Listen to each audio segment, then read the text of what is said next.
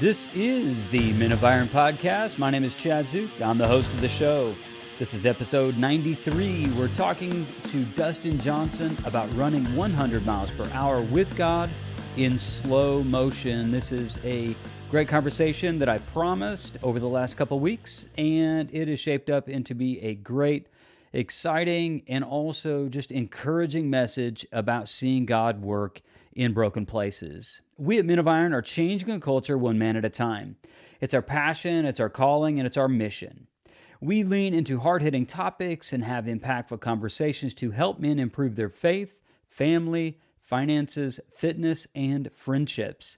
Our vision for Christianity does not whitewash masculinity. We support a robust and manly Christianity, one that helps men become masculine men. This conversation today with Dustin is one from really just a place of honesty and openness. Dustin has recently given his life to Christ, and now we get to hear what God is doing right now in this moment. I hope this podcast just incites more faith in you as we dig into this podcast episode. Here's what I'd like for you to think about. I would like for you to think about, when is the last time you've shared your testimony as clearly as Dustin shares his?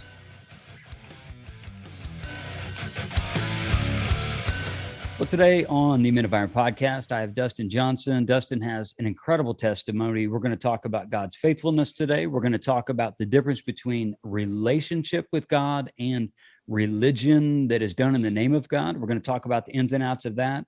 And we're also going to talk about Dustin's walk and how he got to be the man he is in the place that he's at right now, which happens to be in like Nowheresville, West Texas. So we're going to talk about all of these things, and you're going to be fired up, just as I know I'm going to be fired up by this conversation. So I just want to say welcome to the show, Dustin. Hey, thanks for having me on here, man. And like I told you, I honestly couldn't even tell you where I am in West Texas. We are in the middle of nowhere. And there's a reason why you're in the middle of nowhere. We're going to get there in just a second. For sure. Just to kind of let the audience know who you are, and just kind of give just a brief bio and background of your life, where you grew up. And then also, I know that you've recently committed your life to God, and what that looks like now is like, it's exciting. But talk about, again, just the high notes or low notes that led you to where you are today. So I was born in Yankton, South Dakota in 1984. I'm 36 years old. I grew up most of my life in Nebraska, in a few different towns in Nebraska. I met my wife in 2008. We got married in 2009. She had a hysterectomy due to a disease called endometriosis in 2012. Mm-hmm. And in that same year, I actually went to treatment for prescription pain pills. I was taking 6,000 milligrams of prescription pills a day. Wow. So I know I know that seemed like, but a lot happened to us, between 2009 and 2012. And there was a lot of debt and depression and things with the disease and things like that. And it just kind of all stacked up on us. And 2012 kind of kicked our butts. But from there, we started taking care of our health and started taking care of our bodies and stuff, and moving forward from there. And ultimately, at the end of 2017, we sold everything that we owned. And for the last 3 or 4 years, we have traveled full time. 2 years of those was in a motel. 1 year we stopped in Salt Lake City because of the coronavirus. Things were getting kind of weird while we were traveling. And for the last 4 to 6 months here, we actually live in a self-converted school bus that we travel all over the country in. So we got back to why we're in West Texas, and I don't even know where we're at. That's awesome. So if you guys want a little sneak peek into Dustin's life, you need to follow him on Facebook, because their journey is well documented, what the bus looks like, the type of things that they're doing. And so what is your bus actually called? So it's called The Fitness Bus, and we're actually out on a tour right now, going to 10 different cities, putting on free workouts and nutrition seminars at 10 different parks. And we got 3 stops left. We still have Tucson, Mesa, and San Diego. So we're just kind of making our way west right now.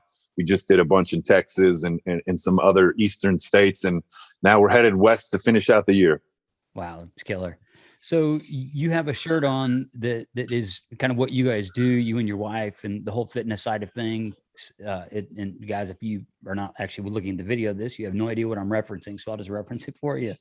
Your shirt says Vikings and Vixens. So tell me about that. How does that connect with the fitness bus and like what you're doing and that whole fitness journey and inspiring people? Yeah. So again, like when I quit doing drugs, it was a matter of I needed to do something different with my life. I was 260 pounds. I was smoking 3 packs of cigarettes a day. Like we were a total wreck. And so the Viking side of me, I come from the Scandinavian bloodline, and the Vixen side is like the strong, sophisticated, confident woman, and that's me and my wife. Like if you know us, that's who we are. We stand in who we are, and we're good with that. And it's basically just our fitness company. We run an online fitness group on Facebook, and we have some one-on-one clients and stuff like that we truly help people with meal planning and workouts and all of those things. Because we had to go through it, we've now used our talents to help others go through it. And that's kind of like the premise behind the bus. It was like, hey, let's go on tour. And I know that there's a health pandemic going on, but I was like, let's teach people actual health and continue to push health into the forefront of society. Yeah, and I think that, not to dig too far into this because it's all political. It has been, but that's actually one of the things about the time of the pandemic, especially last year, is there was very little talk about the natural ways to create your own sense of immunity or protect yourself physically. And one of those was simply getting outside or being fit. And those, we know this statistically, we know those who were the most greatly affected by the coronavirus, they were of poor health, no matter what, where they were socioeconomically. It had to do with the person's health, and really their age. It all had to do with their health as well. So I love the vision of this, and you're doing the workouts. You're doing workouts again. That's going to help someone to stay physically fit, and also they're doing it outside, which I think is one of the things that was missed from last year, even into this year, is just the benefit of vitamin D. Going outside and being in the sun is a great way that your body, that God has just made us naturally, that our body creates vitamin D to help fight off sickness, and to create our own sense of, immunity, for a lack of a better term. So I really love the vision behind it. I'm very much fired up about fitness myself. I believe that it's a core part of what a man should do. And really it should be a part of who a man is. So, and I know that I see you obviously are not 260 pounds anymore. You're not smoking 3 packs of cigarettes, and you're not addicted to, prescription drugs. So you get it. So let me talk to you about this. Yeah. Because your journey. And again, you gave a very succinct, timeline of your life, which I'm thankful of, because usually when I ask that question, they're like, they get into the weeds automatically. So it makes it easier for me as the host to kind of carry the storyline along. So I just want to say thanks for that. You've either been on podcast or you've listened to a lot of podcasts, so you know the difference. I honestly have realized that I'm really good at sharing my testimony, and that's like a lot of people have asked me to be on, and it's because I know how to confine a little bit of story and pack a punch and move it forward. So let's talk about this. Just because you mentioned it, testimony. Yet a big part of what you do as far as socially, and I talk about socially, I'm saying social media and Facebook particularly, that you and I are connected on. You put your testimony out there, out front, like in the traction you get in people following either your fitness journey or your health journey or your recovery journey. So you put your testimony out front. How has that helped people?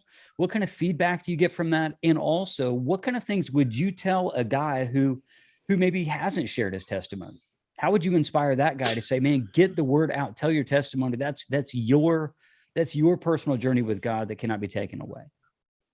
I love that you asked me this. So part of, and I got chills, man, and that usually means that God's sitting with me right now, because I'm about to share some of his blessings on me. Part of what I believe God's purpose for me in my life is to share my testimony, because he's put me through a lot of tests, because he's challenged me in several different ways, because I've been through the ringer, so to speak. When someone like me with neck tattoos and, been in the motorcycle club world and done the drugs and, with the women and done the whole thing. And then I can stand here and tell you today that God's running with me and I'm running with God, and we're doing our thing now. That testimony then helps other men or women to realize that, man, if that guy's done all that, he could probably help me too. And so if you have the kid that was brought up in the church and the school, and they're just perfect and live that perfect life, it's hard to believe that something could happen for you when you see them, because it's like, well, that guy's been doing it his whole life, and I'm telling you, I haven't been doing this my whole life. In the last couple months, I literally got called out by God in the middle of 400 men at a thing called Warrior Night, and obviously it was through a pastor, but he immediately called me out. I'd never met him. I'd never seen him. He brings me to the front of the stage. God starts prophesying over me through this man, and telling things that only God would know, because I knew not one person in the whole room. And so, I mean, I gave myself to Jesus that night, right then and there. I was saved. And then legitimately the following weekend, I was baptized. Me and my wife got baptized together. I started a 21-day Daniel fast immediately when we got baptized. I figured if God could cleanse me, I could cleanse myself. So at that point, when you talk about recovery and stuff, I had started smoking weed again and drinking a little bit. And so on that day that I was baptized, I gave up sex. I gave up drugs and alcohol. I gave up caffeine. I gave up television and music. I gave up all food. So all I ate was fruits, vegetables, nuts, seeds, oil, and whole grains. And all I drank was water for 21 straight days. So when I tell you, like, I dove straight in, I dove straight in. And the only thing I would allow us to watch or to listen to was either faith music, or we watched a lot of sermons on YouTube, and got into some really good series. And I've learned a ton about myself. But I mean, I dove straight into God. When he called me out, I said, if this dude wants to run with me, I'm going to run with him. Yeah, that's one of the things you say on Facebook, which I loved. You said that you talked about your life now. You says, I'm running 100 miles an hour in slow motion with God now. Yeah. You know, I didn't know about your story about being, with the motorcycle, all of that world. I mean, that is a fast and loose world. I do know that. So it is just this thought of, 100 miles an hour out in the, just like cranking it wide open, just going down open road in a motorcycle. And then now you're like, no, I'm running 100 miles an hour in slow motion with God. And I think that's amazing. I think that, I think this is ultimately what God wants for us. He wants that relationship with us. That's not a life on fire, meaning we're just out of control. We're just like going crazy pace. But I think what God wants for us is a deep relationship that's not rooted in religious things. I think what happens too, if we're operating at a pace that's so fast, we settle for religious things because it just gives us this little sense of satisfaction, or like, oh, we're doing something. And yet I think that, and again, this is my personal conviction, I think that the life that God has for us is a lot slower paced and a lot more of his presence in our life than even what goes on in our culture. So I would like for you to talk about maybe you and I have teased this up a little bit before I hit record, of your background with Catholicism up until 21 years of Catholicism. And you talked about religion and how religion was one of those things that, it's just not the answer, and how now your walk with God is so much deeper and richer than that. So if you could share as much or as little about that as you would like to, that would be helpful. Yeah, so for me, I was born into a Catholic family, and I went to church every Sunday until I was 21 and a half years old. Mostly because that was what I was told to do. It wasn't never something, but growing up, you go to church on Sunday or you're in trouble, or unless you're sick or something like that, and you better be sick or we're going to church. Mm-hmm. And so it never really made sense to me. It was always really weird. I just never understood Catholicism or religion itself. It always just felt kind of stuffy to me. Like, people always say, well, you got to do this and you got to do that. And out of the same side of their mouth, they would do exactly what they just told you not to do. And, and I just, that didn't sit well with me. So at 21, I actually left the Catholic Church. I had just hired on the railroad. I built bridges for the railroad for 13 years. So I was traveling every Sunday, and it was the perfect opportunity for me to leave the church. And to be honest with you, like, I was done with God. I was done with church. I was done with everything when I was 21 years old. Thanks for being honest about that. Yeah, for sure. And the coolest part, I guess, that I should add in there is just because I was done with him doesn't mean he was done with me. He Right. helped me a ton along the way. And as I look back now and as I wrote my book and stuff, it made perfect sense that he's been running with me the whole time. I just wasn't necessarily running with him. Mm-hmm. But yeah, when it comes to religion, man, I feel like it's real stuffy and it just doesn't work for me. And so what I have done this time is, and I want to back up 1 second. A lot of the people that reach out to me now, because a lot of people have seen my story pop off in the last couple months, and it's like, man, you were a guy that would have never done this before. And you're exactly right. I never would have sat here and told you how awesome God is and how much he's helped me literally just 2 months ago. And so for me, I feel like a lot of people have been hurt by the church. And by church, I mean religion.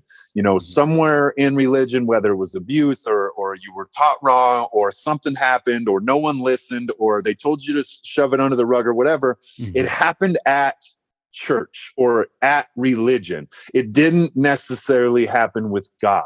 And so when you say like, well, how can you follow somebody like that? He allowed this to happen. And it's like, man, there's free will and God doesn't, he doesn't stop things because it's not his business to stop things. It's his business to help bring us to him and walk a life of with him. And so in my opinion, the problem is a lot of people have seen pain through church or through religion. And so now they're like, well, I ain't doing God at all. And that's fine. Like, that's how I was. I never got hurt by it. It just didn't make any sense to me.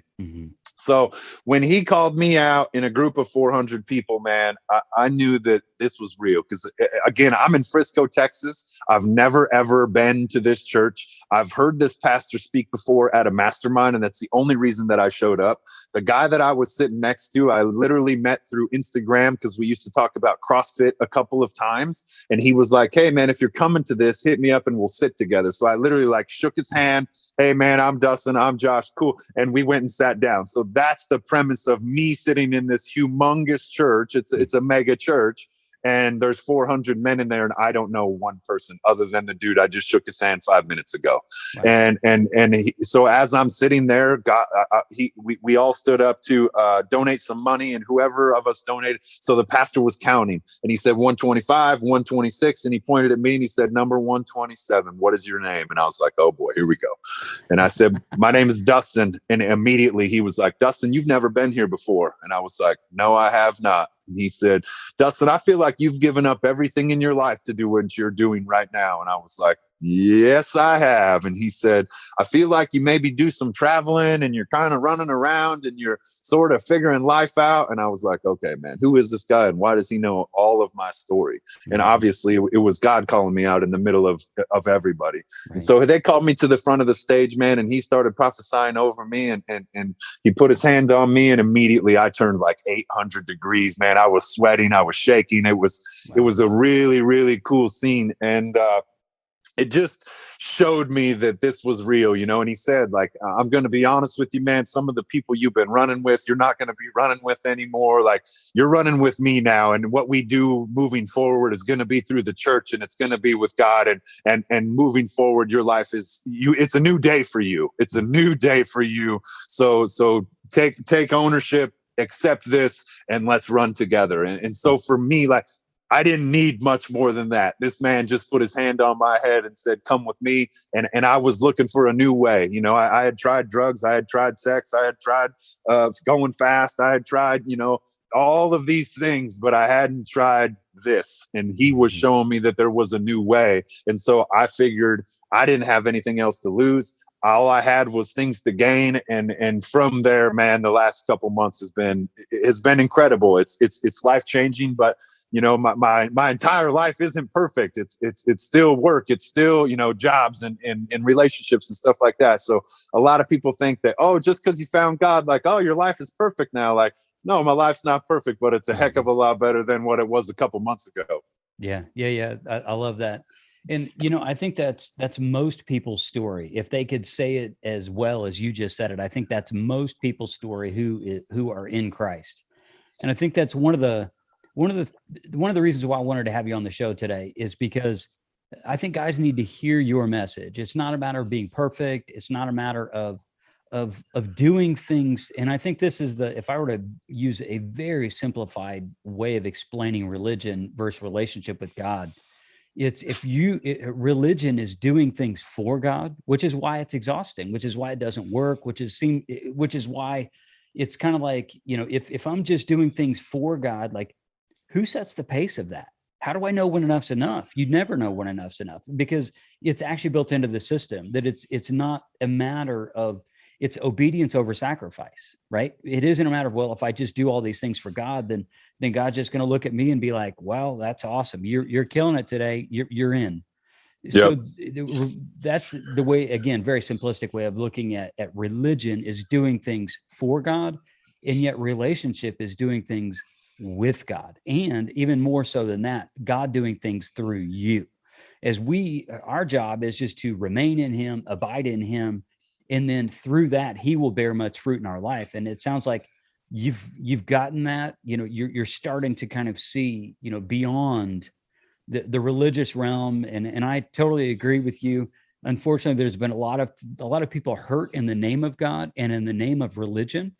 And people have gotten tired. People have gotten abused. Some people are just sick of it, and they just walk away. And I'm glad that you shared that too, and saying, that's where you were. But remarkably, that's also where God met you, and we were talking about a book that you are, you sent out already to your editor, I believe is who you said.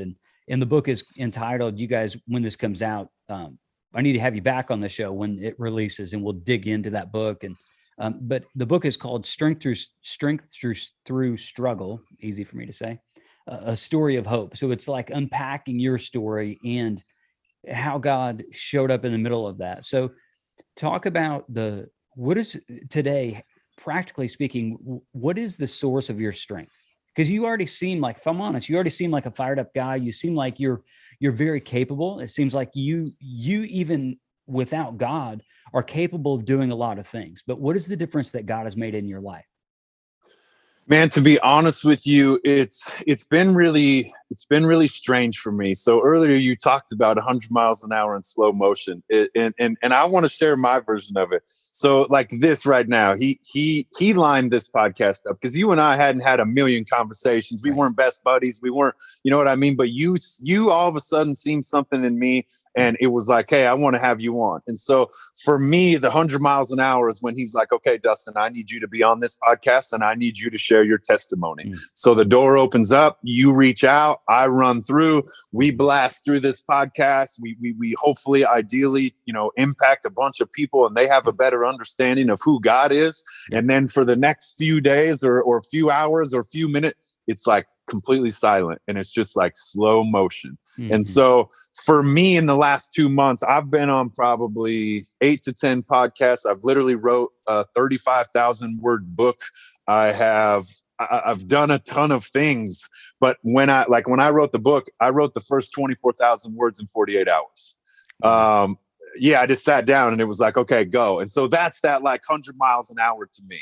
And then for the next week, I basically spent reading back through it and almost reliving them things, almost healing some of the things that had come up, adding a few things, subtracting a few things. And that was the slow motion part for me. It was like, okay, we went 100 miles an hour. Now let's slow down and kind of go through all this together. And so I believe like my journey right now is it is kind of a life on fire. It's a door opens, we drive the bus through it, we set the place on fire. And then for like, I don't know, the next few days or whatever, it's like, okay, now let's see how that went. And let's talk about how we could do this, or let's simmer down and wait for the next opportunity to arise. So for me, earlier you asked, what does it mean to kind of run with God? For me, the most important part is to share your testimony, but also to be usable. And so by being usable, I mean, when he calls upon you,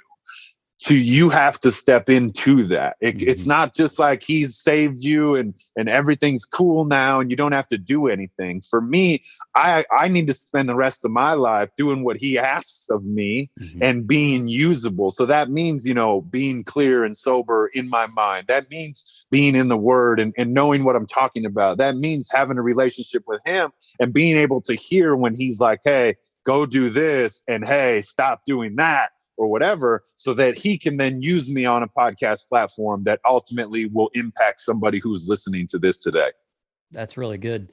In even through that, you didn't use these words, but my question had to do with strength too.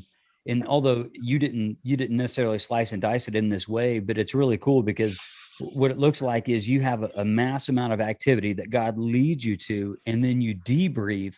And in that debrief, that slowing down period, that's actually when God is also adding more strength for the next time that he's going to want you to start running again. Yep. So and it's kind of cool. It's actually been hard on me because like you said, I like going 100 miles an hour. I like slow or, low speed, no drag. Like we just let's go. And so it's been challenging for me. And, like in a situation like this, there's not a ton of people that I can reach out to and like, hey, what did you do in this situation? Because not a lot of people have been called out like I have and sort of had this opportunity like I have. And so I've solely had to rely on what he has, what he has to show me, what he has to tell me. And obviously I got a few people that I can bounce ideas off of and stuff like that. But it's that slow down part that like irritates me. And he's just teaching me a different way right now. Like you said, it's a slow process. And part of that is because this is for the rest of my life plus eternity. So there's no race. Like we're not in a giant hurry, but I feel like right now he knows that my testimony is on fire. And so he's using it every possible way that he can, because he knows that I will share it and I'll give you everything. Like whatever you want to know, I'll tell you everything. And so then it's like, okay, you did really good. Now simmer down and relax and get ready for the next one. Yeah. I'm reminded of a book by John Mark Comer, and the book is entitled The Ruthless Elimination of Hurry. It's just ruthlessly eliminating hurry. So I was reminded of that when you were talking, and just thinking that we can either operate at the pace either of our own desires or culture, or maybe those two things are in lockstep. And I think that what God has for us is a completely different way of life and a different way of living and loving and operating, one that he strengthens us the whole time. One of the things, I guess, I'm just kind of going to be like a third party here, because I know that there's a guy who's listening to this podcast and he's going to say, all right, Dustin, I'm going to kind of press you on this one, by the way. You're solid, though. Come on with it. So I know. Yeah. So there's a guy who's going to be listening. He's like third party. And he says, okay, Dustin recently gave his life to Jesus. It's obvious you're fired up. They heard your story, that the transformation confirmed, with those prophecies, all that's incredible. But a big part of what we're about here at Men of Iron is also mentorships. So it's a matter of a man walking with another man through the stages of life. And I know that there's going to be some guy who's listening to the podcast right now and it says, whoa, Dustin, who do you have speaking into your life right now? Because brother, you're on a bus in the middle of nowhere. It's just you and, the fitness bus, not the fitness bus, the fitness bus, right? So you're rolling in this really cool thing. But I know that the guy's asking the question, who's pouring into Dustin right now, and who's going to help Dustin to stay on the straight and narrow? So I've had a couple opportunities that have come clear, and one of them has been that priest or that pastor that has helped me. Me and him are in contact very often, and there's always that. He likes to slow me down too. It's like, hey man, he's worked on your heart. We're working on your thinking now. And that in Romans, it's all about changing. He wants to change your thinking, and so that we can be perfect in his eyes. And so it's for my thinking is like, oh, let's go. And Pastor Keith's like, hey man, slow down. Like, I love that you did your book. I love that all these podcasts are showing up. I love that you have dove headfirst into the Bible. And keep working through all these things, but understand that you're going to be doing this for the rest of eternity. So it's not a race. It's not a sprint. Slow down, take it all in, enjoy where you're at, and be with who you're around. And so I'm a part of a couple of groups and stuff that, are higher up in the realm of business and in life and in faith. And so I have a couple of people that I'm able to bounce some things, because it is overwhelming, like to be full force and tell you the truth. Like getting called out in front of 400 men was like, holy cow. And people say, how was it? And my answer was, it's unfathomable, because I can't even wrap my head around it. And I've watched the video, you know, I've got the footage and all that, but it's my journey in the last 2 months has been realistically incredible. And honestly, it's almost overwhelming, because it's like, he opens the door and like I said, I want to go. And he's like, okay, now pull back and slow down. And so that's where I get overwhelmed. It's like, well, what are we supposed to be doing now? What am I supposed to, where am I supposed to be going? And it's like, chill, man, talk to these people, talk with God, talk with, you know what I mean? And just sort of stay on track. Cause otherwise I'd be going off track already.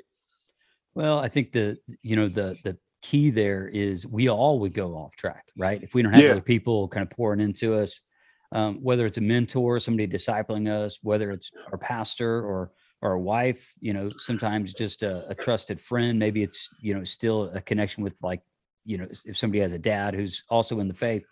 So I think those voices can come from all over the place, and I'm glad to know that you have those. And again, I know that there's going to be a guy, because we're passionate about it at Men of Iron. It's like the whole mentoring track, and it's like, all right, man, but I don't know how this ends if Dustin's just like born into the world by himself. So it sounds like you've actually grown a lot beyond the time in the faith, but that God's also fast tracked you with some things, which is incredible.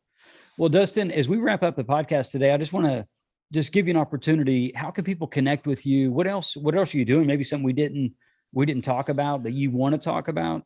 Just kind of plug any of your work. And as a follow-up to this, and I can't wait to have you back on the show once your book drops.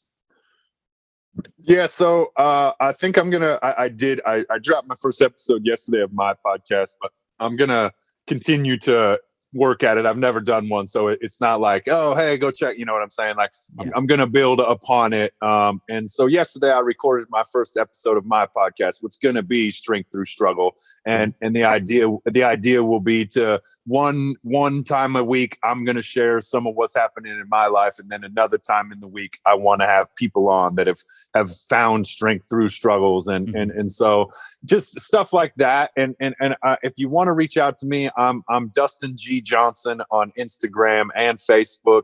And honestly, I'm down for friend requests, messages. Like, I feel like my testimony is supposed to be out there. So if you come to me and ask questions, I don't care how hard or how soft, like I'm down to share God. Like, he saved me. I'm willing to help someone else find their way. And I'm not saying that maybe God's not for you, maybe whatever. Like, I'm down to talk about all the things that I have tried, all the things that I have experienced. Because at the end of the day, I dropped out of colleges. It wasn't for me, but what I've invested in over the last 16 to 20 years has been experience. And experience takes time. It's not something you can buy. And so experience to me has been the greatest teacher of all time. And now my experiences are just kind of changing and going in different directions and things like that. So that's kind of where I get my wisdom, so to speak, from, is sort of living strength through struggle on my own. Mm-hmm. Well, that's really good. I really appreciate you saying that. And again, I'm excited to see, you know, what's going to happen, what God's doing in you and through you. If you ever roll through Middle Georgia, hook me up. I know you're kind of locked on the West Coast right now, but if you're ever kind of trending this way, please hit me up and I'll do a work outside of the fitness bus. We'll drop a podcast right there. We'll talk about how much you hurt me during the workout. And, for sure. And we'll go from there. Awesome, man. So Dustin, it's been awesome to have you on the show today. And I really appreciate you coming on. For sure, buddy. Thank you for having me.